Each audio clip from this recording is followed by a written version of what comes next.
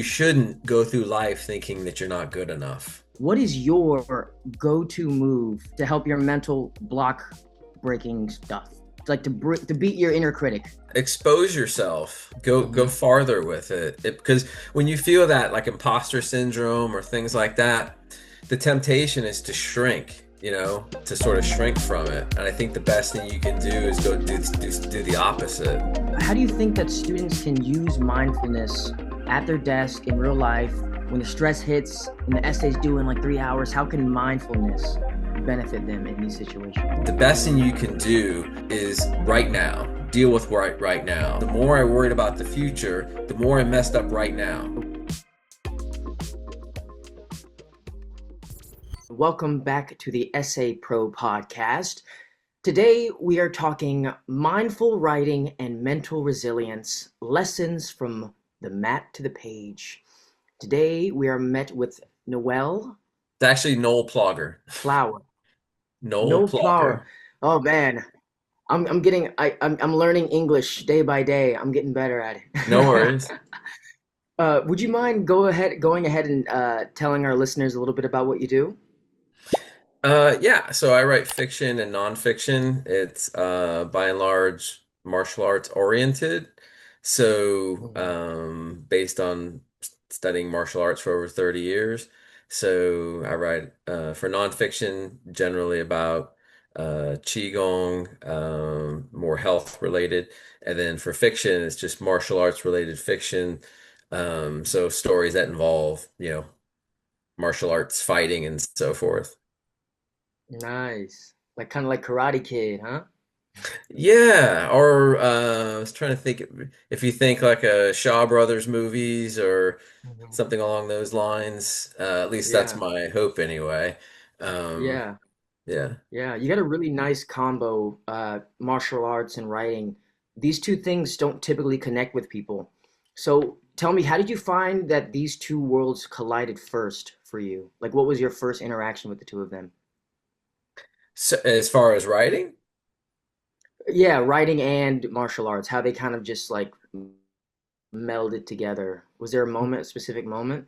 well, I've always been a reader, and Hmm. I had been interested in writing for a long time. I was a musician for a very long time, and I was always a reader though, and was interested in writing, but um, I unfortunately listened to a lot of folks that told me I wasn't smart enough or good enough or any of those kinds of things, and so it wasn't until oof, I was in my 40s, late 40s when I thought I had an idea for a book for a long time, and I thought, you know what? I'm going to see if anyone wants to put this out, and I did, and somebody did, and I couldn't believe that they wanted me to write something, and so that's what I ended up doing. So, which was my first Yeah, book, Standing Qigong. Yeah. standing qigong. That's cool. That's very nice. Um, so when you were younger, which kind of felt scarier? Was it maybe getting hit during sparring or staring down a blank page with no idea what to write? Because as a writer myself, I know it's kind of like daunting when you got that blinking cursor in front of you, you know? Well, I didn't do any martial arts until I was 21. Okay. So yeah, because I actually got started because I was a victim of violent crime when I was in music school. And Mhm. from that experience, I decided I needed to do something, and I wasn't sure what to do. I had a lot of PTSD from that experience, and so and to go into his martial arts school, and I wound up meeting his teacher and so forth, and I was still dubious about the whole thing, but he kind of walked me through like, well, put me in the position. So I put him in this horrible position that I had been in with all these people and a weapon.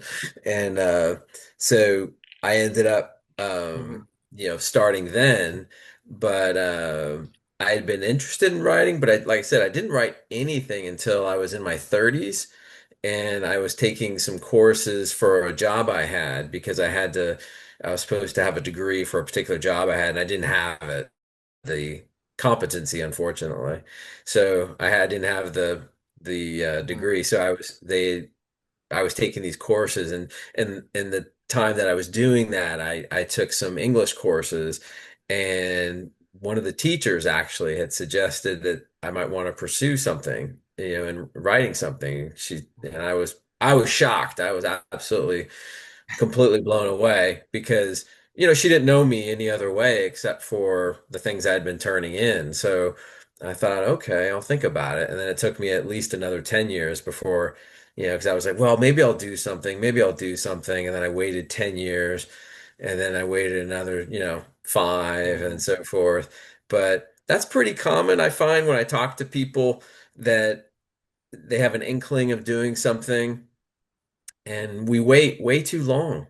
We all do. We wait way too Yeah. long. But in terms of what's most intimidating, Mhm. everything's intimidating. You just do it anyway. Yeah, you gotta pick your hard. There's lots of hard things out there, but you gotta pick your poison, you know? I was gonna say the first time I ever competed, I was pretty old actually. And I Hmm. had the same feelings as I did when I sent out like my first query letter. So to answer your question, I think Hmm. being uncomfortable is with anything is the same. It's just, but it's good. You should always strive to be uncomfortable. Yeah, if you're Hmm. uncomfortable, that means you're doing things, you're pushing things, you're doing things that will lead you someplace. And then you'll find that, the more uncomfortable, the more accustomed you get to being uncomfortable, I think the more opportunities you have in all different arenas. One of the when I really got into studying, human behavior and how we think and all that. I did lots of different things, read a lot of biographies of successful people, astronauts, race car drivers, learned some mentalism, all kinds of things just to figure out how the brain works. And one of my Hmm. favorite quotes was the one from Conrad Hilton, the guy who started the Hilton hotels. And they Hmm. asked him, they said, well, you've been running this hotel business for so long, what's the secret to hotels and so forth? And he said, I'll tell you all I know about hotels. If you take a shower, make sure you have the curtain on the inside of the tub. And if you take a bath, make sure it's on the outside. And Yeah. that was Very simple. he was That's basically it. like, I don't know. It's different every day, Hmm. right? And I thought that was Exactly. such a telling quote because he clearly knew a lot, but he also knew enough to know that there's so much that changes, period, and to act like you know everything, it immediately puts you at a disadvantage. Sort of like when I was gonna write my first query letter, I always tell people because I've seen courses where they talk about teaching how to write a query letter. Hmm. And I always tell people, I've seen them, they're like $400, $500, and it's like a whole day or something. I learned how to write a query letter from watching C-SPAN, and they had all the acquisition editors from the big publishers, and they told each one of them said what to do. And they all basically said the same thing. They're like, in 3 sentences, tell me what this book's about and why we should publish it, and do it like in 3 sentences. So, and I've seen these query letters that are like this long, and I'm like, no one's Yeah. reading that. So when I did Hmm. mine, I literally sent 2 sentences to the publisher, and they immediately responded. So, um, I think sometimes we can overthink things or think, oh no, there's a way to do things. And it's like, is there? Hmm. Maybe there isn't. What's going to happen? Yeah. What's the worst that could happen if you did it wrong? You'd be right back where you were, right? Wouldn't change anything, right? So that's kind of the Yeah. way I look at things. The longer I live, the more I look at things that way. Yeah. It's a good way to live. So, most students, when they hear martial arts, they picture fight scenes, flying kicks, the whole shebang. But what's really going on inside a martial artist's head, and how does that mindset carry over into your writing life? So, I think the one thing to remember is so I originally was a musician, right? I Hmm. started off as a musician, and I still technically am a musician, I guess. I Hmm. mean, I don't think you ever, I mean, I learned it, right? But I'm not really doing it. But The one thing I noticed that was very similar between music, martial arts, what have you, it's all expression. In the same way that in music you learn scales, arpeggios, you learn the fundamentals of music, and then the first thing you learn is those are all your tools and your expression. There's no wrong expression, right? Mhm. You know, you can make the most dissonant music you want. It doesn't mean it's wrong, it just means it's probably not going to have a wide appeal, but it's not Mhm. wrong. There's no wrong, right? Same thing with martial arts. It's your expression, right? It's what you decide to do, the choices you make to facilitate a particular outcome, right? Mhm. And there is nothing other than your own expression. So to me, they all kind of run together because they're all just your expression. They're how you express yourself and how you deal with a particular situation is going to be different. In the same way that you don't um, wake up every morning knowing what you're going to say to everybody, right? Mhm. And anticipate Yeah. every conversation. Same thing with whether it be, dealing with, somebody in a competition or a situation in a competition. Sometimes it actually tough. Usually the toughest thing about a competition is parking, but that's a whole nother issue. Exactly. Street Trying to parking get into only. the place. Yeah. But um, but anyway, but that's kind of the way I look at it.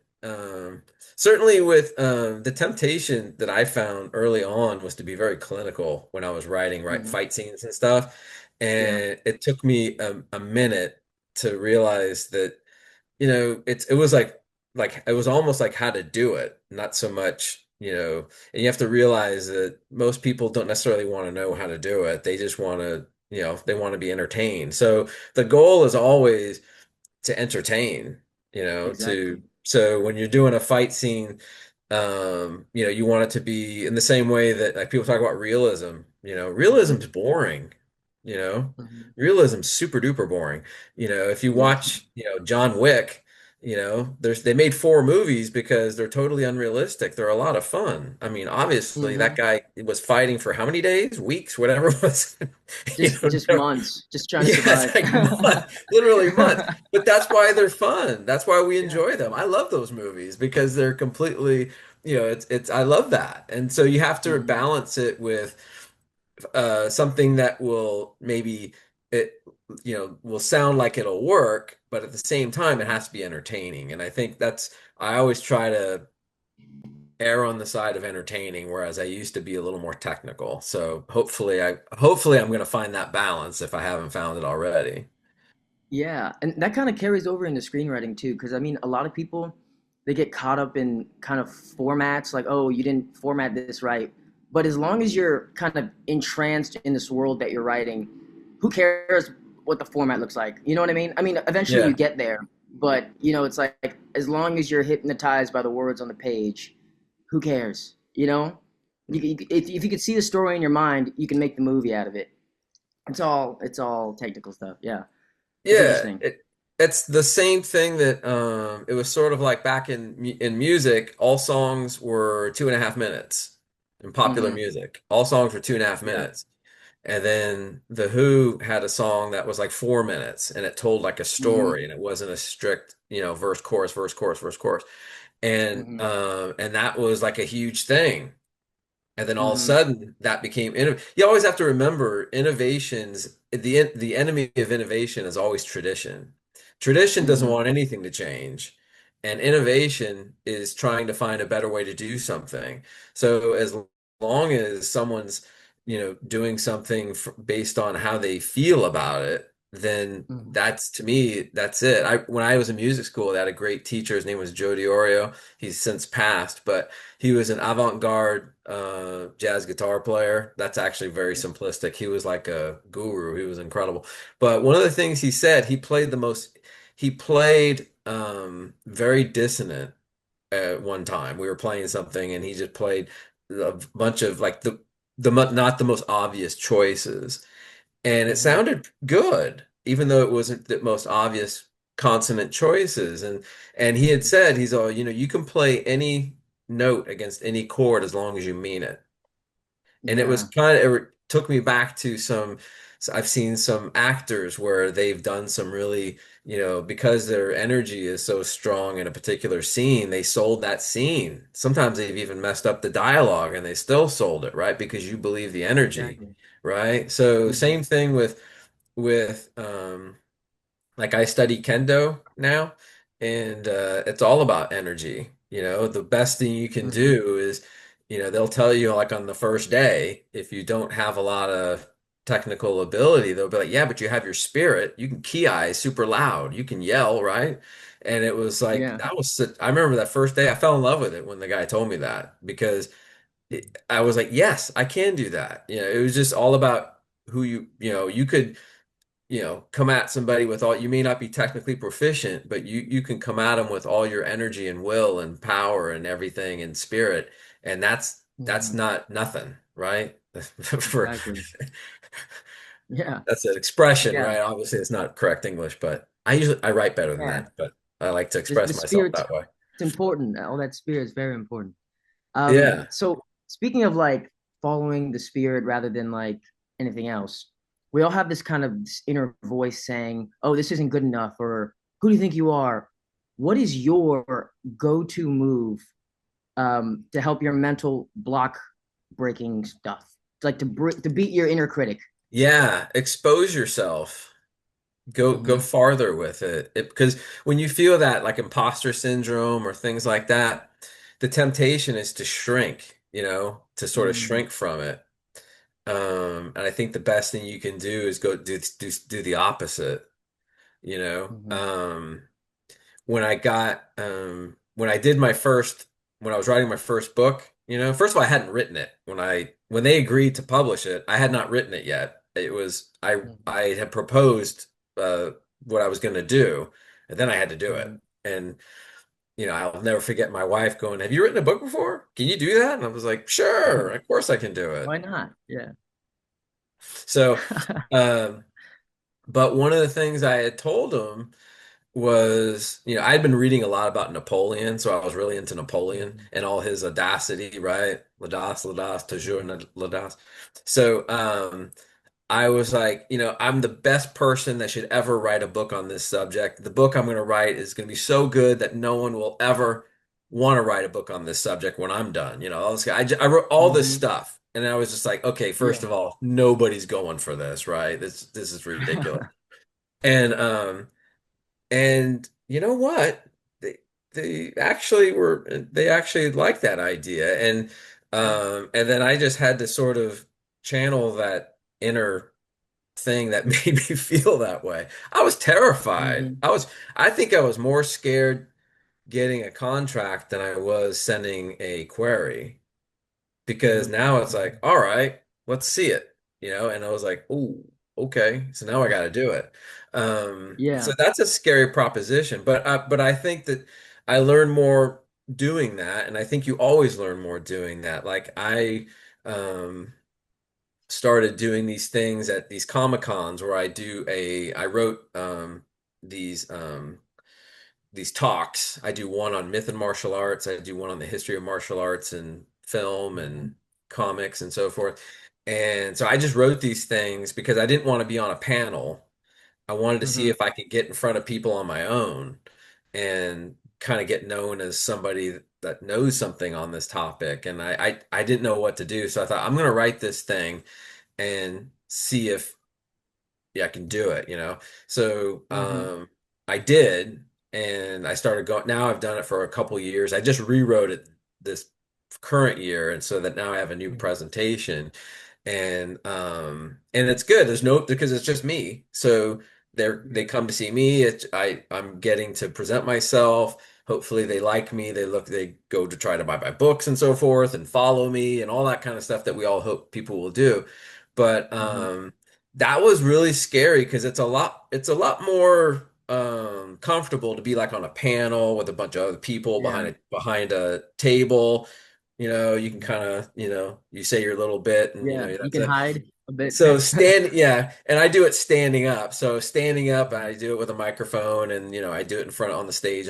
So that was like, I was definitely uncomfortable when I did it. Hmm. And when there's a lot of people there, you get even more uncomfortable.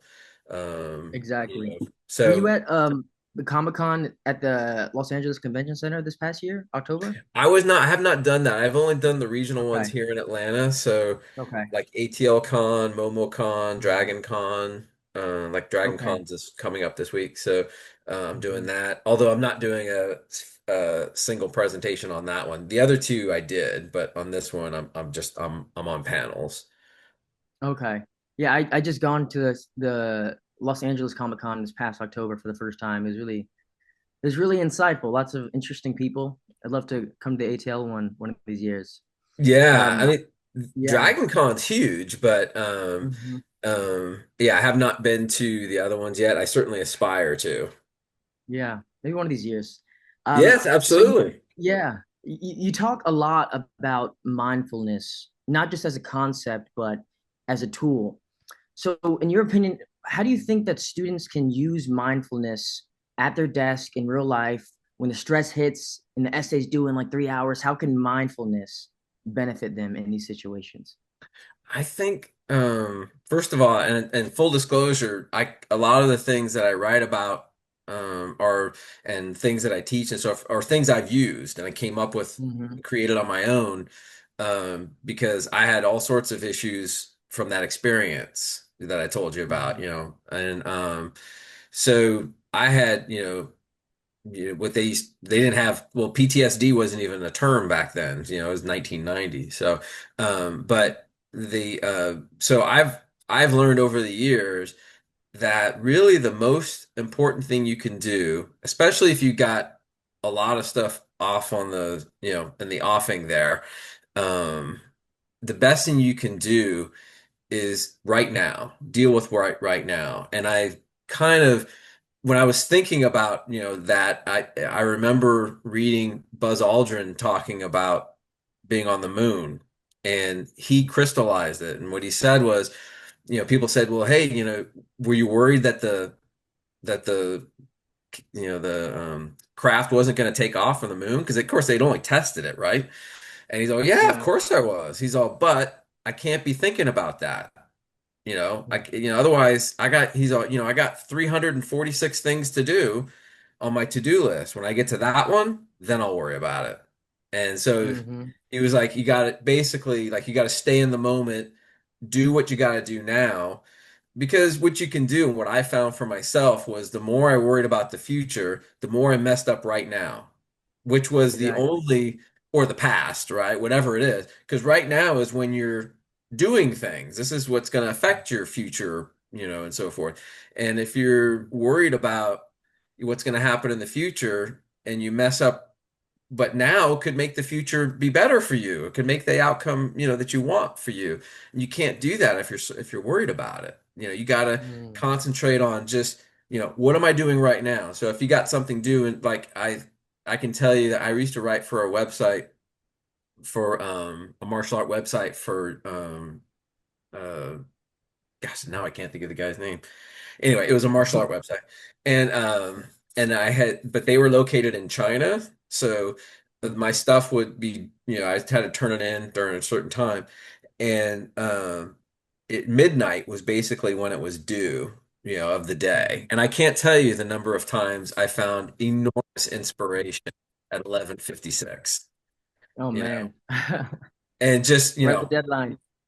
you get it done. Some of my best stuff, I felt like it was some of my best stuff sometimes was done that way. So I think the being in the now, it's such a cliche, but it's a cliche because it's true, it's accurate, and Mhm. it's thing is it's not easy. It's really hard, because our Yeah. minds want to, like a magnet, we get attracted to the worst possible things and we want to just fixate on those things.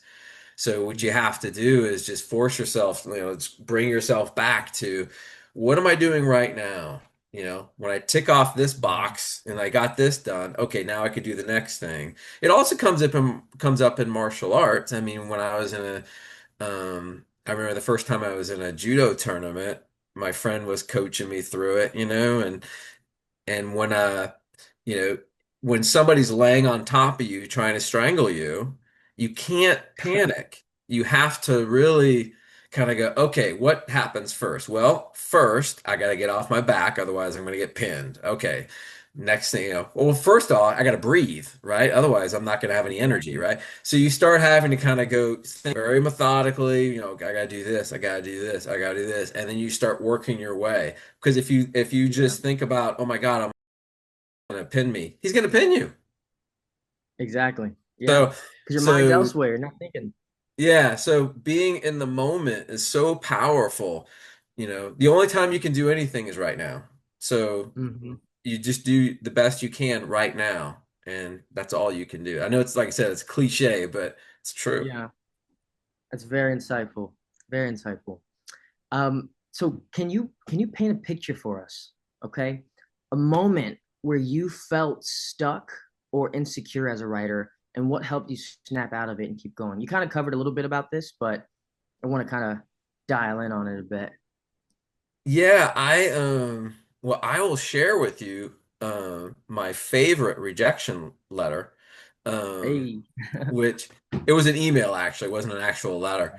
But because I had the first book I wrote was nonfiction, and nonfiction is a completely different animal from fiction, as we all know. And Hmm. certainly anyone that's ever written anything. So when I was decided, and I don't know why I decided this. I don't know. I just like my thing is I started like I'm going to write some fiction, and then I sold a short story. And once I sold a short story, I said, you know what? I'm going to write a novel. How hard can that be, right? So, well, it turns out it's really hard, and Hmm. it's doubly hard if you have no idea what the hell you're doing. So it wasn't quite as intuitive as doing the nonfiction. So when I decided to write fiction and start sending it out, boy, people Yeah. some of it was very helpful. Matter of fact, some of it was super helpful.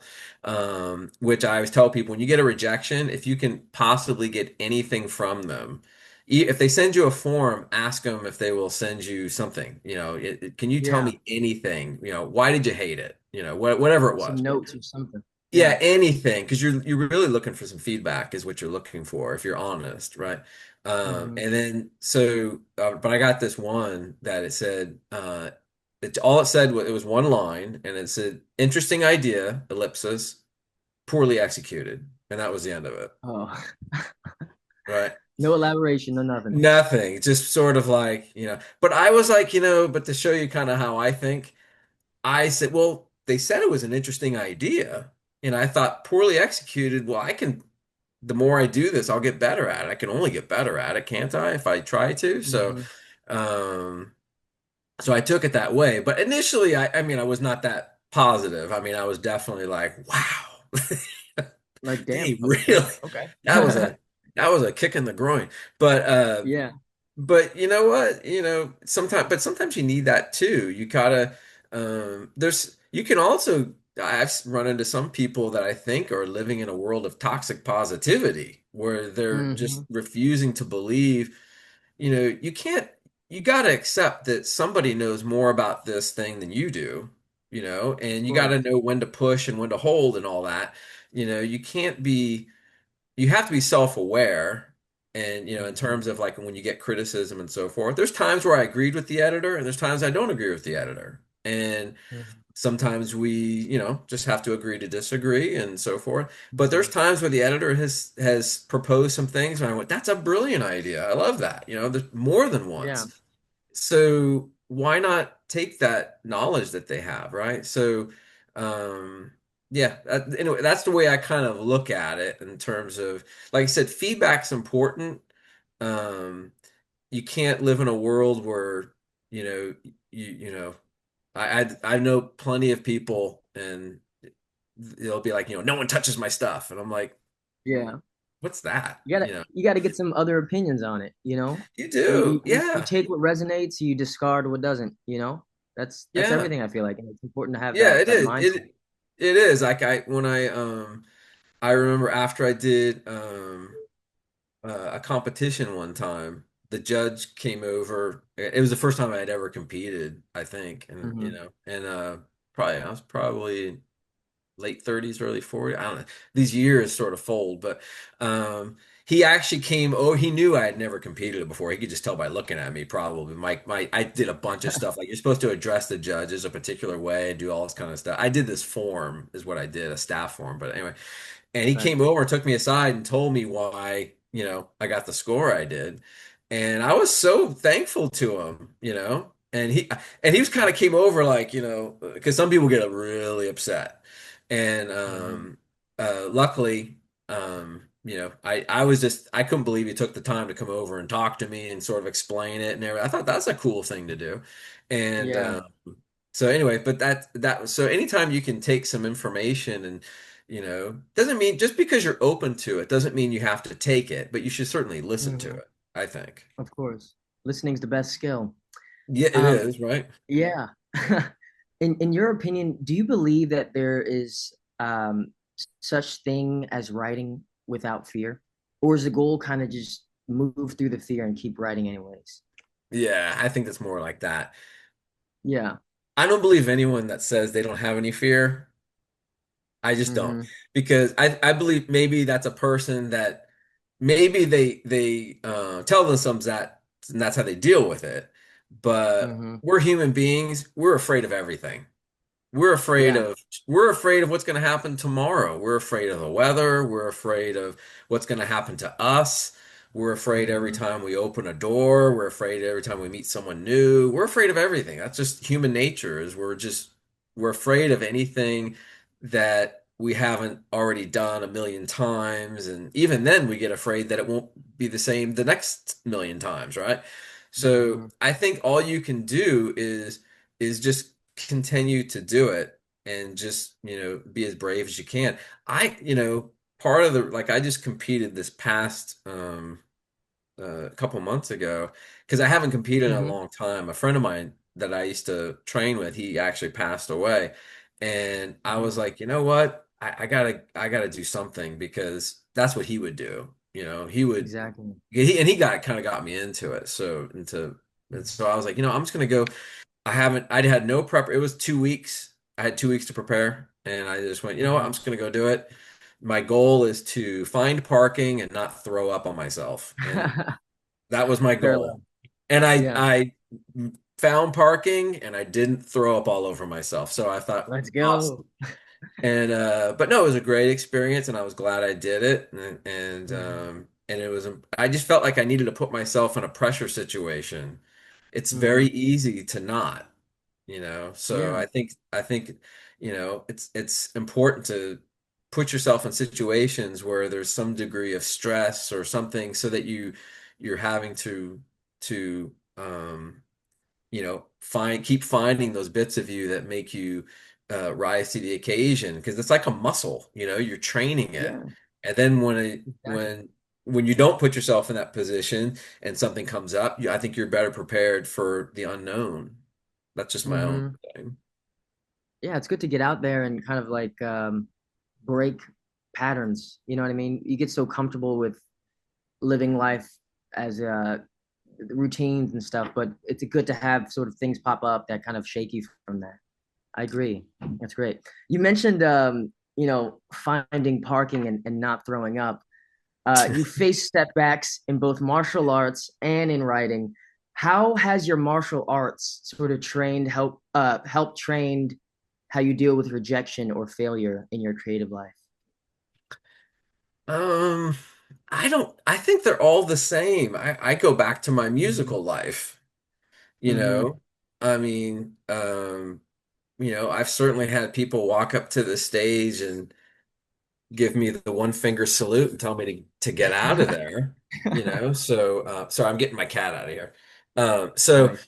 um, so to me it's all the same. It really is in terms of that. But I mean, I think the more things you do, you get more tools, right? Hmm. So, in martial arts, especially if you're getting a lesson, essentially you're asking not just to learn something, but for criticism, right? Because you Yeah. want to know you're doing it correctly or you want to learn how to do it better or what have you. So um and that in terms of that, criticism becomes natural. But people like, I mean, I'm like anybody else. I like good criticism. I love people that say that they Yeah. love my stuff, not people that say they hate my stuff. So, Yeah. but you do have to kind of take it and go, yeah, okay, is it valid? You know? Hmm. So I think you always have to remember, you know, I think just it goes back to being self-aware and being there's a fine line between being positive and sort of a toxic positivity, and I think we Yeah. often uh are trying to find where that line is, Hmm. and it could be in everything, like I said, all the things you name plus music and so forth. They I think the main thing is just to be self-aware, and just you just keep going and you find whatever you can to tell. Sometimes I go back to, things my mom told me, right? Hmm. It has nothing Yeah, to do with, mama knows.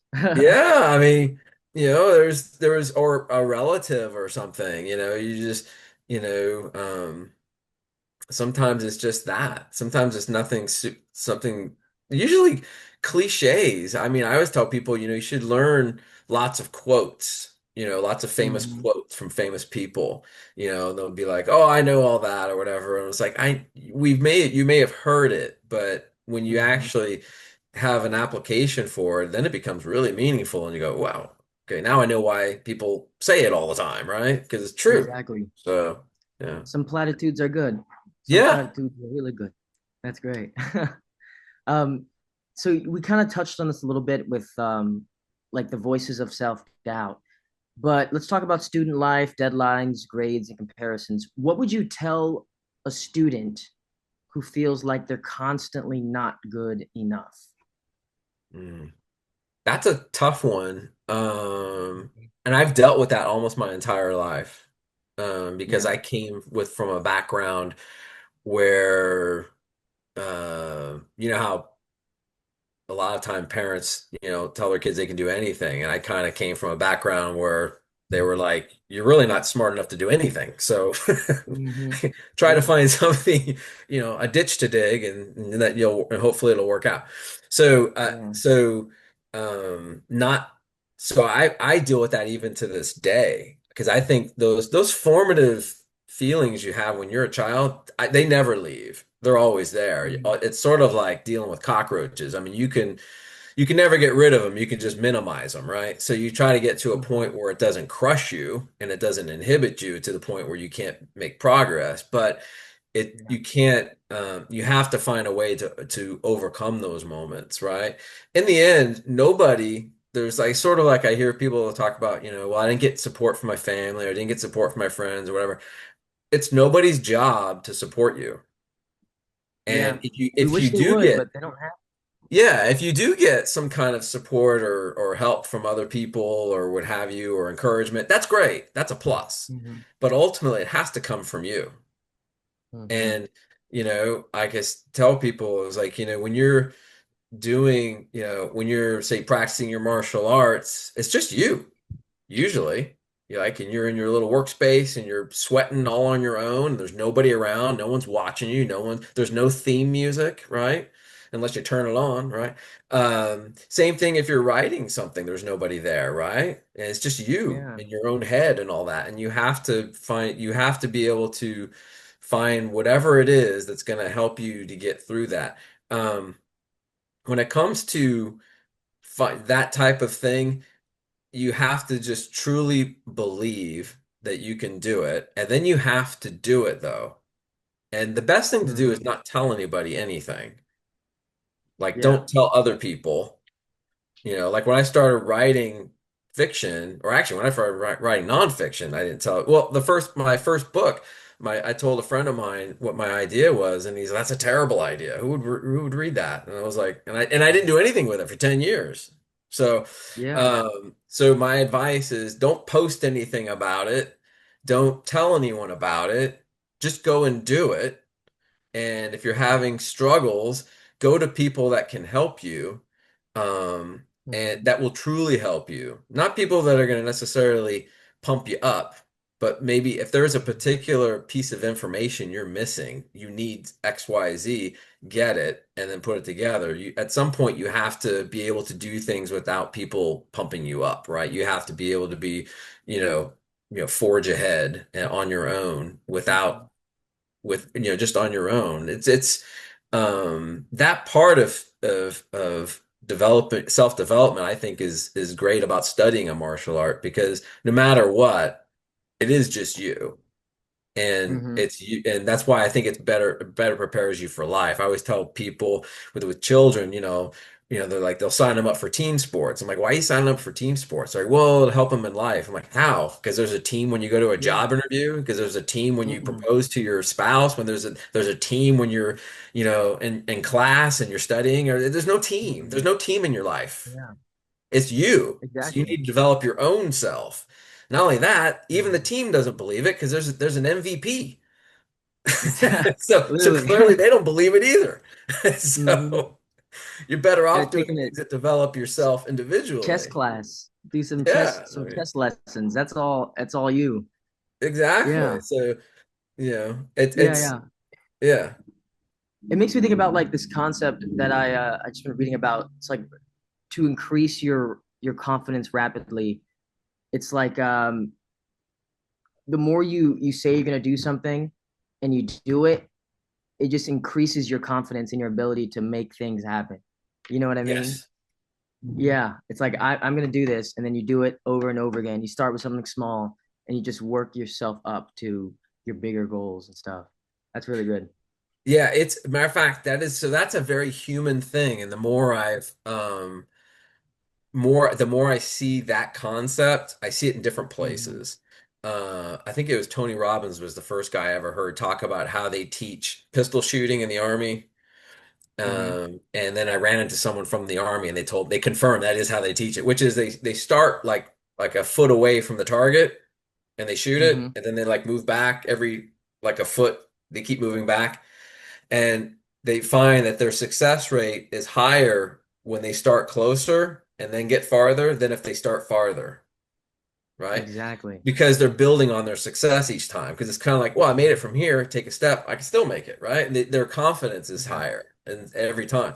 Same thing with it's the Yoda quote. I don't know if you've heard the Yoda Which quote. one? Which one? The He's a quote try guy. not, do or do not, there is no try. Yeah. Yeah, I know that Okay. one. Classic. And here's the thing, at one point I was learning a little bit about mentalism, and I was reading books and watching videos, and I watched a video and a guy explained how you ever see that trick where they say, pick up the cup and the guy can't pick up the cup, or tell me your name, the guy can't tell you your name. Mhm. And so what it is, he was doing it with this guy. I can't think of the guy's name. Man, I wish I could remember the guy's name. Anyway, Okay. I'm sure there's more than one mentalist that teaches the trick, but um, he was saying, try to tell me your name, try to pick up the cup, and the guy couldn't do it. And I always thought there was like a stooge involved, and that's how it worked. And the guy was saying that he said, well, listen to what I'm saying. I'm saying, try to pick up the cup, try to tell me your name. Mm-hmm. He's if I just said pick up the cup, you'd do it. And he said, Mm-hmm. and he explained that the word try presupposes failure, but it doesn't in a Yeah. convenient way that we all accept. Sort of like, yeah, I'm going to try to pay you back that money I owe you. We Mm-mm. both You do know it or you I'm don't. never paying you back. So, Yeah. Words are so important. You know what I mean? Like people play about words and I'm like, no, we don't play with words over here. It's like you're gonna do it or you're not. There's no trying because it's like, you know what I mean? I'm very particular with my friends and when it comes to that stuff. yeah, I've You tried to, know? sorry, I said try. I make every effort to police myself with those things even to this day because I had a Hmm. family member that used to joke about how they were going to pass away, and that's how they passed Hmm. away. And so I always tell people, be careful, and they're like, well, that's a bunch of hooey or whatever. I'm like, I don't know if it is or isn't, but Mm-mm. it's probably, just anecdotally, I'm trying to be careful with you want to be careful with the words you say, like you said. Same thing when you Yeah. write things down, like if you ever do Telling. any sort of journaling or scripting or what have you, how you write it is very particular, right? So yeah, words are important. It's how we express ourselves. And I mean, they're so important. You think about it, every major religion, right, that I can think of, right, when they invoke the deity with words, right? When they get Exactly. together and do whatever they're going to Spelling, do, they invoke the spells. deity with words, right? Doesn't matter Yeah. if it's, Zeus or, Lobster Man or whatever it is, right? So, Crawfish man. Yeah. yeah, I mean, doesn't, I mean, well, I only say that because I had heard that, like, at one point there was one of the earliest gods was like a crawfish or a lobster or something. I Really? can't. Yeah, I don't know. Okay. I wish I could. I've read so much and so many things. I sometimes my recall is not as good, but Okay. I should start writing some of these things down so I Yeah, crawfish don't man in just the journal spout tonight. things off. Literally. Okay. Moving ahead a bit. We kind of just covered this, but in your own experience, if someone's feeling like they're not good enough, I mean, we kind of covered this a bit, but what would you tell them from your own experience? You kind of mentioned a little bit about that, but just kind of reiterating that for the audience. If they feel like they're not good enough, Yeah, if someone's feeling like they're not good enough, what would you tell them from your own experience? I think you have to ask yourself why you feel that way. Is Mm-hmm. it valid? You know, Yeah. is it is there some validity to that? I mean, is there something you're lacking? Do you need to develop Mm-hmm. something? And then you have to ask yourself, is it is it something that would inhibit you from doing something because you there's a skill you're missing or there's some piece of the puzzle you don't have and you need to get it, right? Mm-hmm. That said, in most cases, um, it's usually has more to do with a person's confidence than abilities. It's almost always confidence, I think, I mean, not to say that people, not everyone's on the same level, but a lot of people are. I always tell people, when they talk about, it's sort of like actors or filmmakers or famous writers. Are they the best at what they do? No. No. And they'll tell you that. In most cases, they'll tell you that. They're like, no, I just made certain choices. And, you know, there's a lot of musicians that I knew throughout my life that are 10 times better than people that make $1 zillion a year, making music or what have you. And so, or like how many chefs have closed a restaurant, right? Yeah, it wasn't because Mm-hmm. they weren't good, right? There's more factors that have to do with being successful at something than just ability, right? Sometimes Mm-hmm. it's just keep taking the bite at the apple, just keep going, just keep pressing forward, right? There's a lot to be Mm-hmm. said for just, like I always hate when people say, oh, you're talented, because I really don't have any talent. I wasn't born with any musical talent. I wasn't born with any martial arts talent. I was the worst martial artist for a very long time, right? Out of all the people I knew that studied martial arts, it took me the longest to get as far as anybody, right? I Mm-hmm. didn't adapt well to it. I had a hard time. I didn't like it. It was very difficult. Writing was very similar. It wasn't intuitive. It was difficult, but sometimes, that's not what it takes. Sometimes it just takes just keep pounding at it and eventually you'll get there. And most people that I admire, that's how they got there. If someone's Mm-hmm. talented, I always tell someone, if you want to learn from somebody, you can't learn from somebody that, can do it like falling off a log. How are they going to teach you, right? Mm-hmm. They can't teach you anything because they don't know how they did it, right? It's sort of like Exactly. learning how to be success. If you want to be financially successful, don't learn from somebody that inherited it. Learn from somebody that made Mm-hmm. it, right? Yeah. From the So top to the bottom, bottom to the top. Yeah. yeah, so that was like, that's a big lesson. In most cases, it's just being persistent. It's just being, just continue. And again, that's another one though, right? People go, "Oh, I've heard that a million times." I know, but you've heard it because it's true. It's sort of like often have a self-help book that I'm reading, right? Mm-hmm. And they almost all say basically the same thing in different ways and things, but I figure I have so much. head trash in there, that I'm trying to counteract, that it's going to take hearing something over and over and over again before you start to act on it and certainly believe it, Exactly. right? So you just Hmm. have to keep hammering away. It's not easy. The main thing is to remember is it's not easy. None of these things are easy, but again, it's like developing a muscle. You start small, and if you continue, you will get better, stronger, more able, all those things. I mean, it's just Hmm. inevitable. It's just if you keep going, you will. It's a matter of keeping going. I had a set when I remember when I was a friend of mine was going up for his black belt at one point, and my teacher had told me I wasn't ready, wasn't good enough. And boy, that was a tough one, because I had been studying for a long time, and here my friend was going to be there, and I wasn't going to be there, right?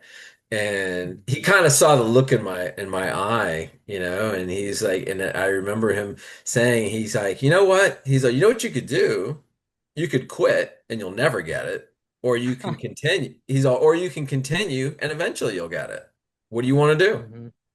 A lot of life, I think, is like that. It's like if you take away you know, this, I have to have it by X, not to say deadlines aren't good, get deadlines are good, Hmm. but deadlines, some of them are movable.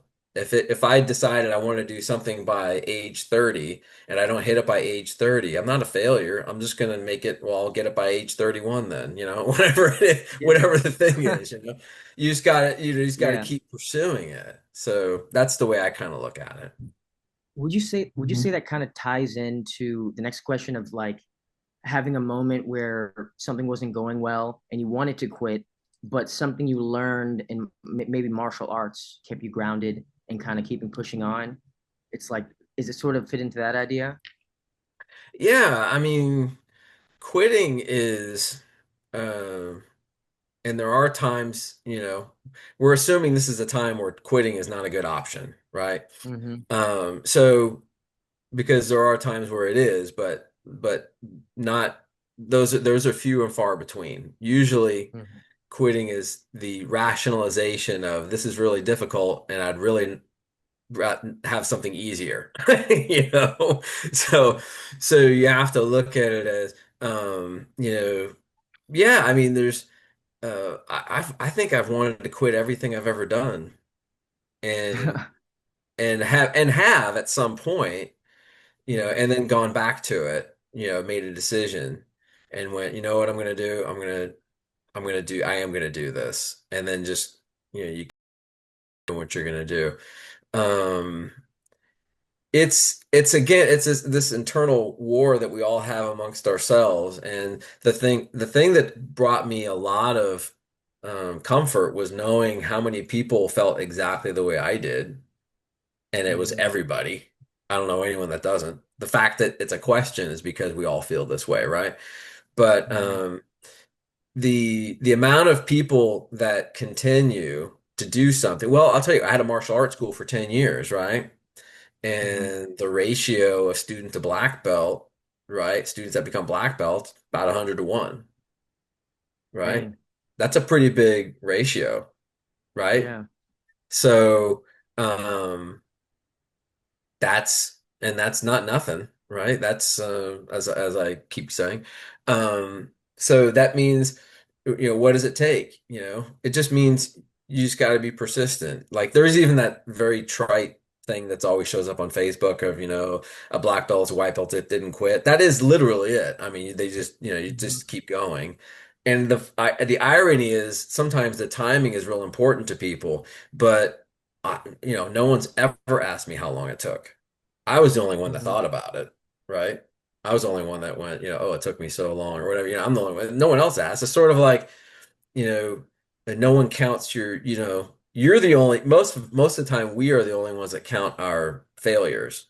No one else is. They Hmm. only count our successes, right? So I was listening Yeah. to um, an actress talk about her movie roles. It was funny because I've listened to a few of them. Like I think Sharon Stone was one, Jamie Lee Curtis was another, and they talked about how they would go up for the part and never get it, right? Hmm. Now, to us, the viewing public, right? We only see the ones that they're in, and we think they're in a movie all the time, right? Well, to them, Exactly. they're like, I didn't get it. I didn't get it. They didn't like me, and they talk about how they would say, Jamie Lee Curtis is on a podcast with Kevin Pollak, and where she talks in great detail about her career, and it was so enlightening to hear and refreshing to hear someone talk about, man, it was really difficult, and how she struggled Hmm. with all these things and all the things we're talking about she was dealing with. But I didn't think that way. I thought she was some big time movie actress. Her mom's a big time actress, right? She's probably had it super Yeah. easy. What does Hmm. she know about struggle, right? That's so Exactly. that's why that's another thing. We don't know what other people are going through. And sometimes Hmm. I try to find, I try to learn from anyone I can. Doesn't matter who they are. Hmm. Sharon Stone was the other one. She was just on Yeah. a TV show recently, and she was talking about the same thing. Um, Hmm. so it's just, uh, we all have, I think it's important to know that we all feel this way, and then realize that you just have to pound through it. It's not scientific, it's not sexy, but I think that's how it Hmm. works. Yeah, and it's kind of it's the confidence, to keep going. And they say confidence is kind of it's a huge part in what you do. It's in the writing and fighting. What does writing with confidence feel like to you? And how can students kind of build that muscle? You talked about kind of persistence a bit, but and like just working through it. But what do you think? Yeah, I think you just have to, you literally, sometimes you have to channel like an inner character, I think. Mm-mm. And you Yeah, have to yeah. become, it was sort of like when I ran my martial arts school. My wife would come by sometimes and see me teaching class, and maybe she's dropped something off or whatever. Hmm. And I remember her commenting that, wow, when's that guy coming home? And I was just like, what do you mean? Because I was told I developed a persona, obviously, when I was teaching, and I think we all do. We have certain personas we do. And I had, Hmm. I had told her, I said, yeah, that's true. There's times where I would be teaching and I would say things that I thought, wow, that's great. I wish Hmm. I did that, or whatever. And I think sometimes we do that. So there are certainly moments where I was writing any number of things, and you sort of have to channel, like, whether it's being the person, or like if it's nonfiction, then you have to tell yourself that I know this. I do know Hmm. this. I have Yeah. experiences. I have, I've been doing this for a long time. I have, because inevitably someone's going to say you don't, right? They're going to, Hmm. if you scroll through any social media, there's always the comments, right? All the people that know so Yeah. much more than you, right? Which is Yeah. everyone, right? Yeah. Right? Yeah. Everyone knows more than you. It's when I had the martial arts school. Everyone that walked through the door knew more about martial arts than I did, right? So they think, yeah. Of course. It's kind of like I recently got into directing this year and I never directed anything in my life. And so I was super nervous, but like I know movies, I know feeling. And so going into it, I was like, I need to develop some sort of alter ego. So I went Yes. into it LARPing, like live action role playing as David Fincher. He's my favorite director. So I was like, Okay. I am him. And like I pull up on set just LARPing as him. And it went so good. Like the movie came out amazing. And I was like, wow, I can't believe I never done Great. this before. Yeah, and so I feel like that helps a lot.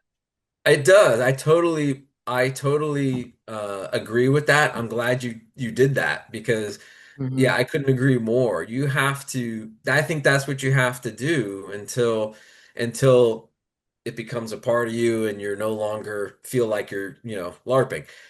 When it becomes Yeah. so much a part of you that it is just you, right? Hmm.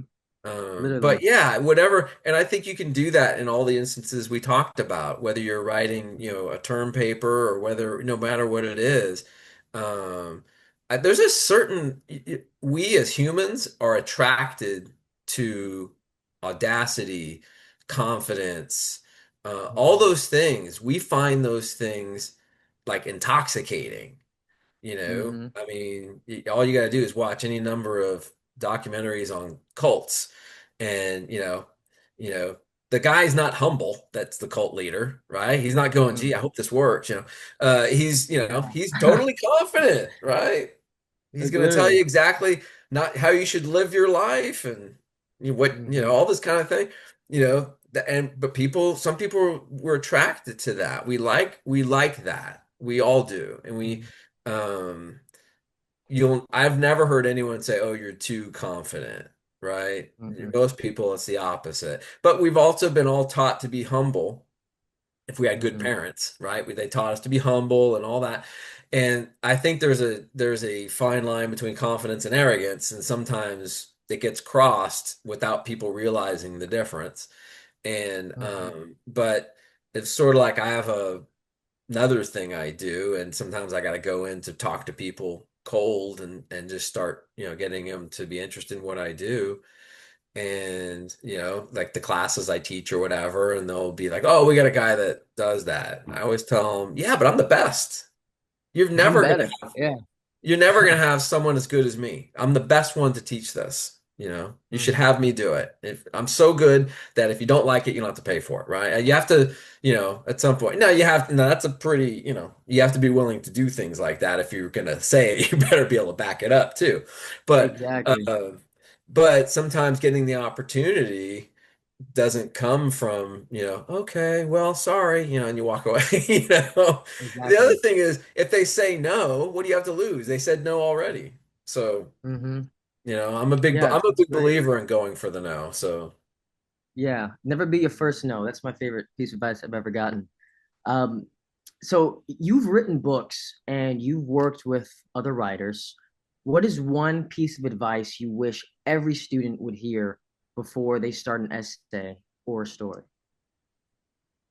um, I'll I'll tell you, I got something from Francis Ford Coppola that Hey. I heard him in an interview say that he doesn't revise anything until he's finished. Mm-hmm. And the reason being because you could work on revising something that you ultimately cut, and it's a big waste of time. So he Mm-hmm. says, I go all the way to the end before I do any rewriting or revising. That is a very good piece of practical advice, I think. Mm-hmm. Because often we're tempted to rewrite as we go. And I've even heard people say you should rewrite as you go. And I'm like, not really. Mm-hmm. I've rewritten whole scenes and then just cut the whole thing. And I'm like, well, what was the point of that? So it's better to get to the end and then go back. I kind of look at it as like painting, right? You keep Mm-hmm. making coats until you don't see the primer anymore, and it Mm-hmm. looks good, but yeah, I think that's one. Um, the other is I'm a big believer in there's the whole pants thing or the pantsing or whatever it is. Where not like I use an outline. Oh Um, yeah, yeah. yeah, some people say they just don't use an outline. Whatever, but I find that if you don't use an outline, it can be a little trickier than if you do. And also, using an Mm-hmm. outline doesn't mean you have to, be rigid with it. Like I use an outline, but I freely deviate from it anytime I want. I do whatever. Mm-hmm. So it just gives you a place to start. I'm also a big believer in if you have something that you got to do, start on it immediately. And that could be like sometimes that could be just opening a Word doc, putting the title on there, putting your name on it, writing one sentence, or putting your what the thing's going to be on there, and that's Yeah, enough. Because you could technically say yeah, you started it, right? yeah, yeah, yeah. It helps cut procrastination. Yeah, because You now know. you have something to go to continue to work on, right? Mm-hmm. I also believe that you should always give yourself deadlines. Mm-hmm. I'm a big believer in, not necessarily word counts or page numbers, more like I'm gonna make this more effective, or I'm gonna have a scene where this happens, or whatever. I find that Yeah. works better than I'm not into page counts and word counts and stuff because to me, that's just, I don't know, that's sort of like tracking Mm-hmm. mileage, but not where you're going and what it looks like when you're there. I mean, Yeah. I mean, sort of pivoting back to the procrastination, it's a big student problem. A lot of us do it. Everybody does it. Say we if all do. someone's got like a big paper or they keep putting it off. You mentioned kind of just starting it, but are there any martial arts inspired tricks to help them stop overthinking and just beginning? Yeah, well, you start where you are, right? You're not Mm-hmm. gonna be you're only gonna be so much better a month from now than you are now, Mm-hmm. right? It's not gonna be a huge jump. So your skills and abilities are probably gonna be right about the same. So there is no benefit unless you like testing, how fast you can work under pressure or whatever it is.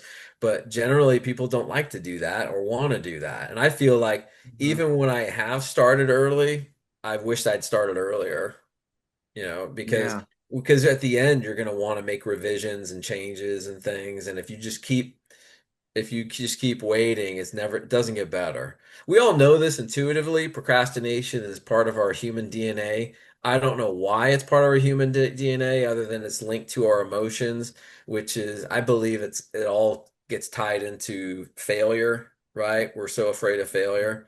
But procrastination is sort of like insurance for failure. It's like, well, I wasn't sure if I was going to Mm-hmm. fail or not, so I better make sure I do. So I'll be sure and not Exactly. do what I'm supposed to do so I can absolutely fail, right? Hmm. So, Don't try, you know, just do it.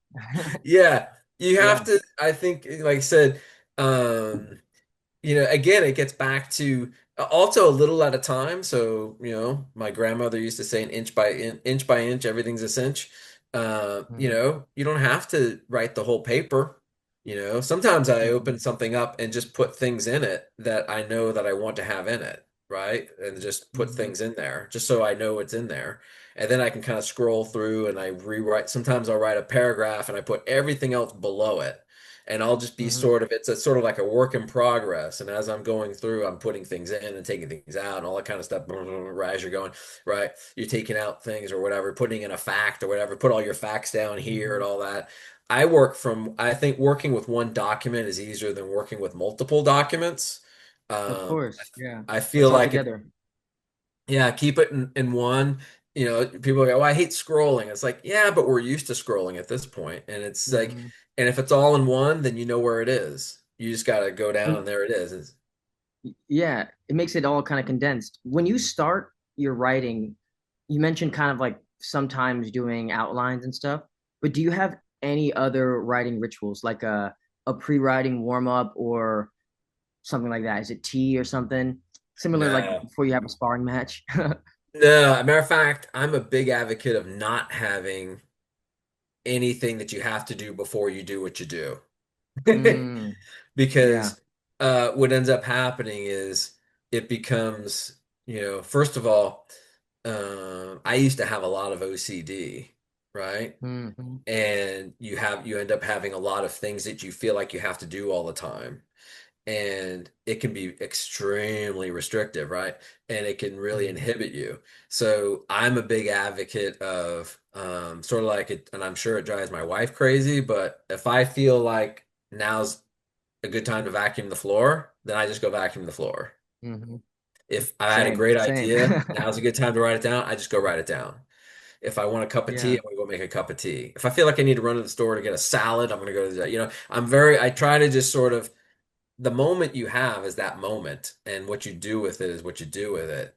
Whereas, I Hmm. have found that, there's only so much planning and so forth. Like I said, I do not like rituals myself.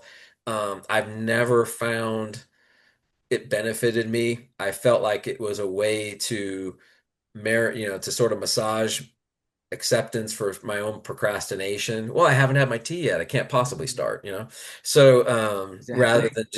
rather than just jumping in and doing it, because Hmm. because you could start do what I do now is I find that it's better to you just jump in, you start doing it, right? And then you go, yeah, you know what? I feel like I get a cup of tea. Go get a cup of tea. You come back, right? Whatever you're gonna do.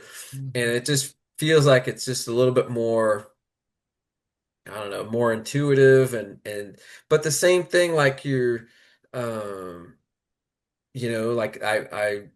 like when I'm choosing like days to work out or practice martial arts, like I don't have really a set schedule. I just know that because my schedule Hmm. changes all the time. So but I know like I want to do it within a certain amount of days. So I kind of think like, Hmm. well, now would be a good time. Yeah, maybe it is, and it's like, oh no, Yeah. now's not a good time because, thus and so. I was like, well, no, I'll just do it. I Hmm. remember when I was learning, I read a book on qigong when I was first learning qigong, or did someone Hmm. tell it to me? I think I read it in a book, but it had to do with um, practicing, right? Which Hmm. is sort of the same idea. And it said, there'll always be an excuse not to do it. They're like, in the summer it's too hot, in the winter it's too cold, in the spring it's too beautiful, in the fall there's the festival. There's Yeah. always going to be a reason for you not to do what you want to do, and you can easily justify it. We as humans are massive rationalization machines for, you know, why we don't want to do things. I had one teacher, he used to tell me, or he used to say when we had these little things about, um we used to have these camps that you would go to, and they would help Hmm. you, improve and so forth. And he used to always tell people, the people, they'd say why they couldn't go, and they were Hmm. pretty lame excuses. So eventually he's all, well, he's all, don't tell me why you can't go. Tell me why you don't want your black belt. Yeah, that's a good one. That's a real good one. And they were like, "Oh, that's not what I mean," So Yeah. yeah, which I thought was Language. a great Language is sales tip, important. right?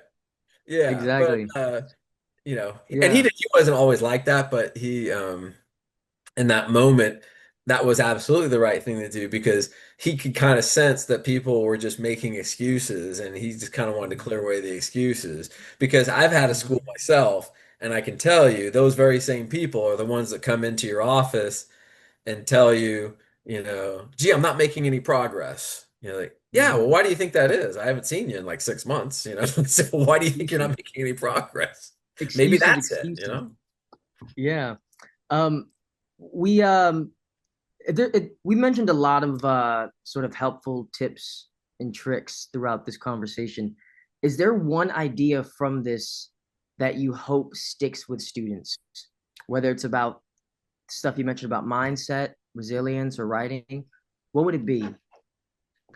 Yeah, the one that is really that resonates with me the most is feeling um, that you're not good enough, because Mm-hmm. I've spent the majority of my life feeling that way, and Mm-hmm. um, and accomplishments don't help you. They don't Mm-hmm. change that. As a matter of fact, you just kind of marvel at the idea that you had done something, because you kind of go, well, maybe, and you sort of rationalize why it happened for you and not because you had anything to do with it, right? Mm-hmm. It's just, I think that's a big one.